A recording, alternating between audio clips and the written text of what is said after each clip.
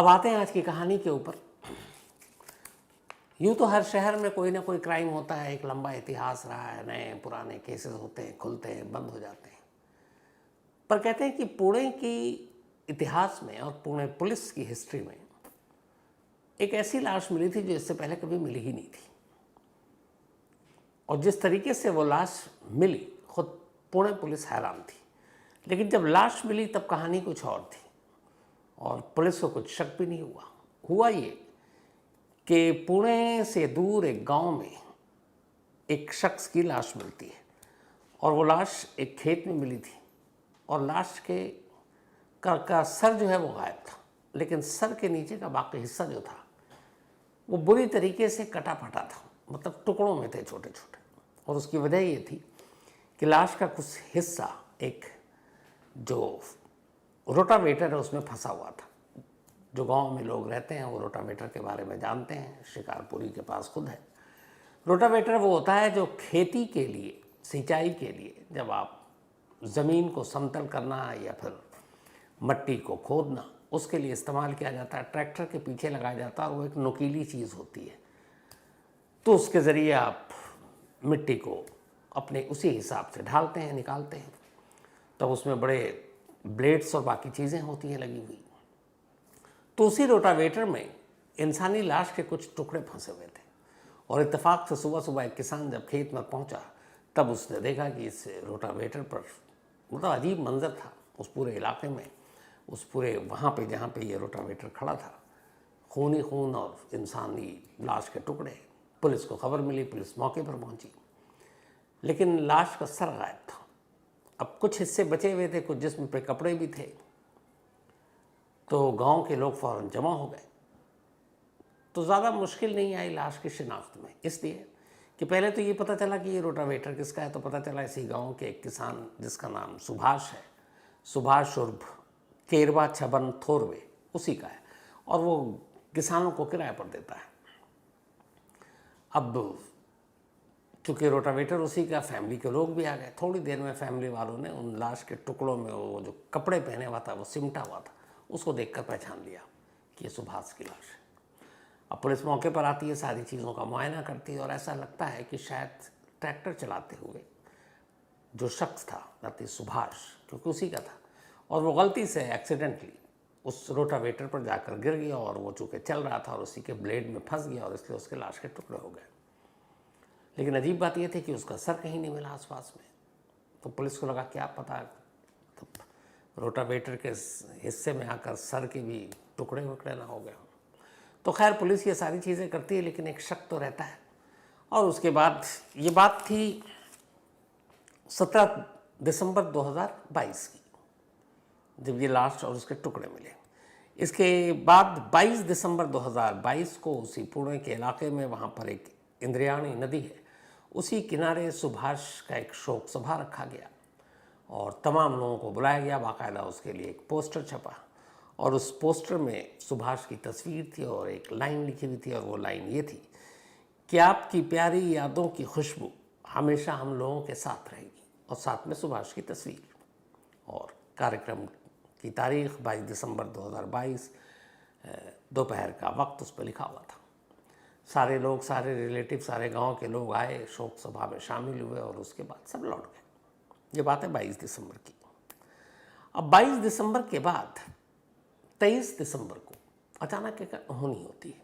अनहोनी ये कि जिस गांव में सुभाष रहता था उस गांव से कुछ गांव दूरी पर उसकी एक बहन रहा करती थी और शोक सभा में वो, जिस दिन मौत की खबर मिली तभी पूरा परिवार आ गया था, शोक सभा में शामिल हुए। उसके बाद 23 दिसंबर को ये लोग अपने अपने घरों को लौट गए। जब घर को लौटे तो 23 दिसंबर की देर रात अचानक सुभाष की बहन के घर पर दस्तक होती है।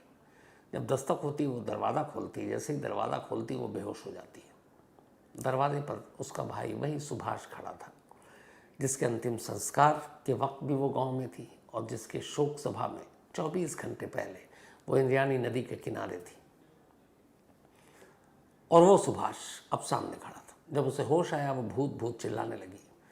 अब घर के बाकी लोगों ने भी जब देखा तो सभी का एक ही हाल। सुभाष को समझ में आ गया मामला क्या है। वो फ़ौरन कहता है कि भाई मैं ज़िंदा हूँ, मैं मरा नहीं हूँ। अब इसके बाद थोड़ी देर के बाद उन लोगों को थोड़ी सी तसल्ली होती है और कि चलो, और फिर उन्हें यकीन हो जाता है। और इसी यकीन के बाद उन्हीं में से एक रिलेटिव, बहन नहीं, बहन तो अपने भाई को गले लगा रही है, उन्हीं का एक और रिश्तेदार, वो सुभाष के गांव फ़ोन कर देता है उसके घर पर। सुभाष एक शादीशुदा शख्स था। 2 साल पहले उसकी बीवी ने खुदकुशी कर ली थी, जान दे दी थी अपनी। 2 बच्चे हैं। तो उसके घर पे फ़ोन आया कि सुभाष जिंदा है। घर वालों की खुशी का ठिकाना नहीं। और ये धीरे धीरे बात पूरे गांव में फैल गई कि 24 घंटे पहले जिसका शोक सभा जिसकी हुई, जिसके अंतिम संस्कार में लोगों ने हिस्सा लिया, वो सुभाष जिंदा है। अब ये बात पुलिस के कानों तक पहुंची। अब पुलिस उधर सर को लेकर शक में जुटी हुई थी कि शक तो था कि कुछ तो मामला गड़बड़ है। इधर फ़ोन आ गया बहन के घर वालों के यहाँ से कि ये जिंदा है। उधर जैसे ही सुभाष को पता चला कि घर वालों तक बात पहुंच गई है, उसके बाद उसकी बहन और वो लोग उसको लेकर गांव उसके पहुंच जाते हैं कि चलो सब खुश होंगे, तुम्हारे बच्चे खुश होंगे, पिताजी माताजी सब खुश होंगे। अब वो पहुंचता है गांव आता है। गांव वालों की खुशी का ठिकाना नहीं, लोग चमत्कार मान रहे हैं, कुछ अब भी उसे भूत समझ रहे हैं। अब ये सब कुछ घर के अंदर चल रहा है। तभी पुलिस, लोकल पुलिस थाने तक ये खबर पहुंचती है। लोकल पुलिस की टीम भी मौके पर पहुंचती है और अब सुभाष उनके सामने जिंदा खड़ा है। लेकिन थाने आने से पहले उसी पुलिस थाने में एक और रिपोर्ट लिखी हुई थी। और ये रिपोर्ट सुभाष के गांव से एक गांव छोड़कर एक और गांव था। उस गांव में एक शख्स रहता था जिसका नाम है रविंद्र घेनंद। तो रविंद्र के घर वाले थाने में रिपोर्ट लिखाते हैं कि रविंद्र 18 दिसंबर से लापता है। उम्र 48 साल रही होगी। और रविंद्र और सुभाष दोनों दोस्त थे। पुलिस ने रिपोर्ट लिख ली, उन्होंने कहा तफ्तीश करते हैं। अब इधर अंतिम संस्कार हुआ, लोगों के सामने ये सच्चाई है, लेकिन सुभाष घर लौट आया, ये दूसरा सच है। और तीसरा सच ये है कि एक और शख्स जो सुभाष का दोस्त है रविंद्र, वो 17 दिसंबर से गायब है, ठीक उसी दिन से जिस दिन सुभाष की लाश मिली थी। अब पुलिस पहुंचती है सबसे पहले तो ये कि ये बताओ भाई, तुम 17 से 23 तक कहाँ थे और अचानक अब तुम टपक पड़े। फिर ये हुआ कि चूंकि दोस्ती थी तो पुलिस अपनी तरफ से तफ्तीश कर रही है और गांव में जहाँ जहाँ पे कोई सीसीटीवी कैमरा वैमरा मिल रहा है वो भी पूछताछ कर रही है। लेकिन इधर गांव का आलम यह है कि सब खुशी के मारे पागल हो रहे हैं कि भाई जिसे हमने मुर्दा माना वो जिंदा होकर आ गया है। अब भी कुछ इस डर में है कि ये भूत प्रेत है, कुछ गड़बड़ ना हो जाए। लेकिन पुलिस कानून के हिसाब से चुपचाप अब अपनी तफ्तीश कर रही है रविंद्र की गुमशुदगी की। तो जब तफ्तीश करती है तो पुलिस को कुछ सीसीटीवी कैमरे मिलते हैं।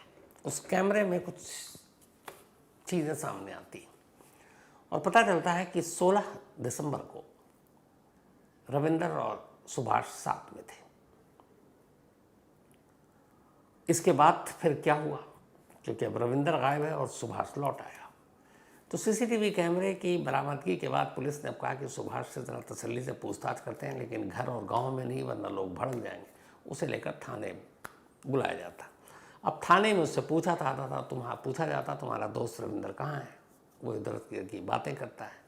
फिर पुलिस उससे सीसीटीवी के फुटेज दिखाती है और आखिरकार सुभाष सच उगलता है। फिर वो एक कहानी सुनाता है। कहानी ये थी कि 2 साल पहले सुभाष की बीवी ने अपनी जान दे दी थी। उसके बाद पड़ोस के एक गांव की एक महिला से उसकी दोस्ती हो गई। दोनों एक दूसरे से प्यार करने लगे। अब प्यार इस कदर आगे बढ़ा कि दोनों ने तय किया कि वो शादी करेंगे। लेकिन सुभाष के 2 बच्चे थे।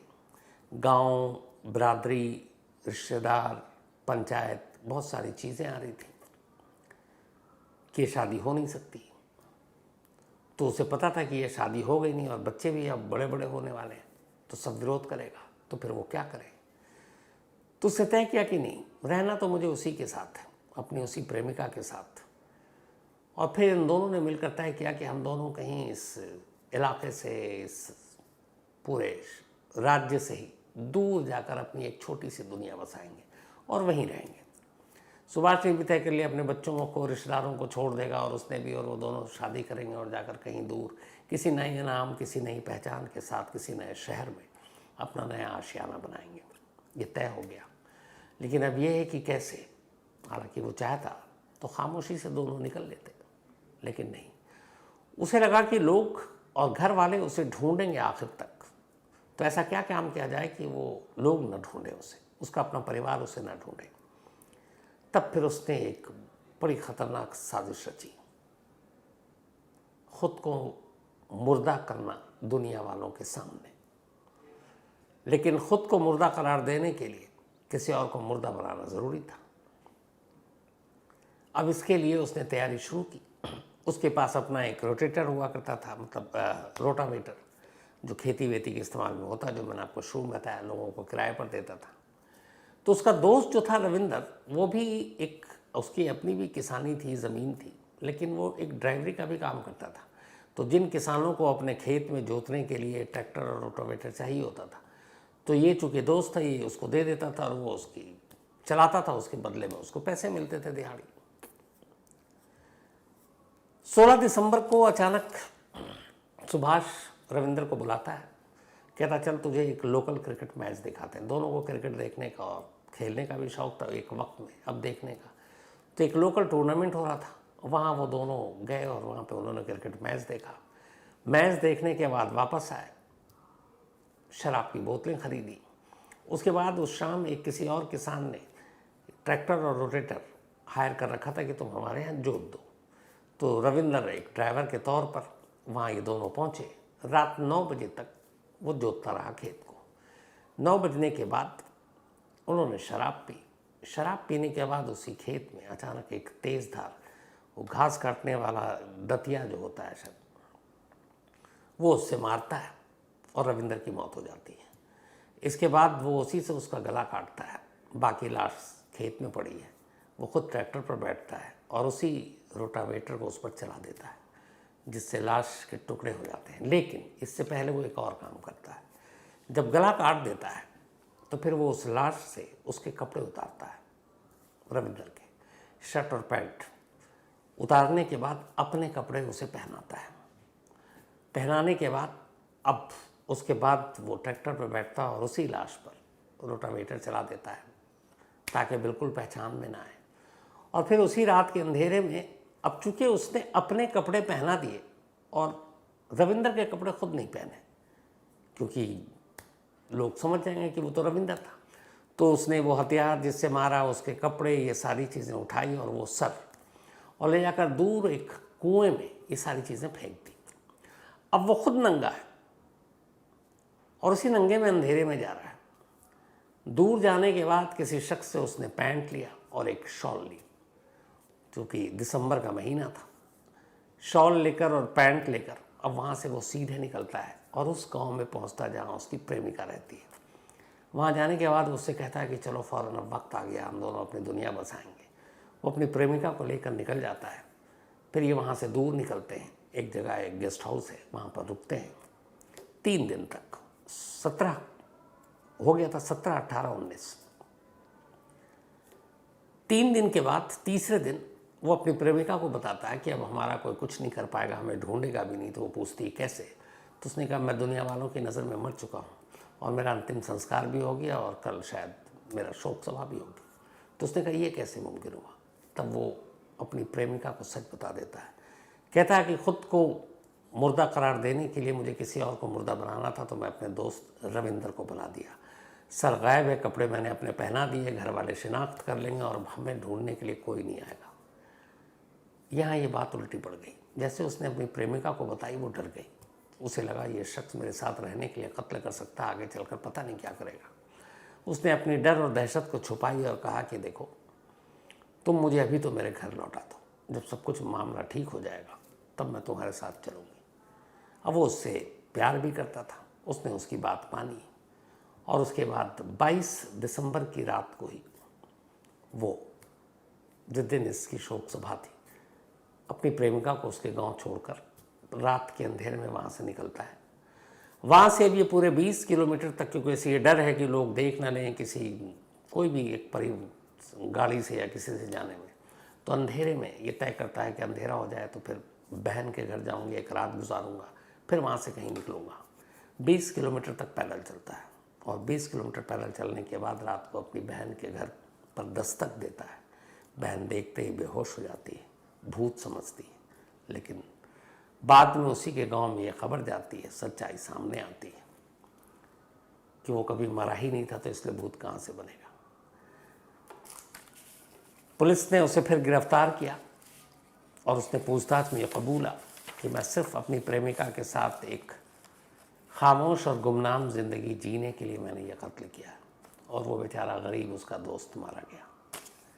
फ़िलहाल वो जुडिशल कस्टडी में है, जेल में है, मुकदमा अभी चल रहा है, 2 साल हुए हैं। बीच में कोरोना की वजह से डिले भी हो गया और उम्मीद ये है कि शायद 1-2 साल में इसका फैसला आ जाए, तो भी जल्दी है। तो ये थी आज की कहानी, लेकिन कहानी ख़त्म करूँ उससे पहले वही अपना सिलसिला। एक तो सबसे पहले आज पूरी क्राइम तक फैमिली मेम्बर को हैप्पी नवरात्रि। आज नवरात्रि का पहला दिन, तो आप सभी को हैप्पी नवरात्रि। शिकारपुरी भी इधर बैठे हुए हैं, वो इशारा कर रहे हैं कि हाँ मेरी तरफ से भी, शिकारपुरी की तरफ से भी। और आज मेरे बड़े ही ख़ास दोस्त संजीव भाई, उनका जन्मदिन है। ये लॉस एंजल्स में रहते हैं। जब मैं अभी अमेरिका गया, क्या इन्होंने मतलब दोस्ती निभाई, मतलब लाइफ टाइम जब इनके साथ जितने दिन रहा, मस्त मौला इंसान, बेहद अच्छे दिल के, गजब स्मार्ट, मासूम, अलग और नहायत अच्छे और शरीफ इंसान। तो संजीव भाई, ऊपर वाले से हमेशा यही दुआ है कि आप हमेशा अच्छे रहें, खुश रहें, मुस्कुराते रहें, यूं ही मासूम रहें। और आज आपका ख़ास दिन है, तो मुझे पता चला कि आज बर्थडे पार्टी भी प्लान किया आपने। तो संजीव भाई हैप्पी बर्थडे। सीमा जी, मन्नू और मिनी, अच्छे से आप लोग पार्टी एंजॉय करो। एंड वंस अगेन संजीव भाई, जल्दी आपसे मुलाकात होगी, फिर वेगस चलेंगे हम लोग। तो हैप्पी बर्थडे, आज आपका दिन है, इसको एंजॉय कीजिए। साथ ही आज सौमिक बसु, इनकी वाइफ का भी बर्थडे। अब सौमिक भाई ने लिखा तो बड़े प्यार से मेल, पर जो चीज़ सबसे इम्पोर्टेंट था वही भूल गए, मतलब अपनी वाइफ का नाम ही लिखना। तो कोई बात नहीं, हैप्पी बर्थडे सौमिक बसु साहब, अपनी वाइफ को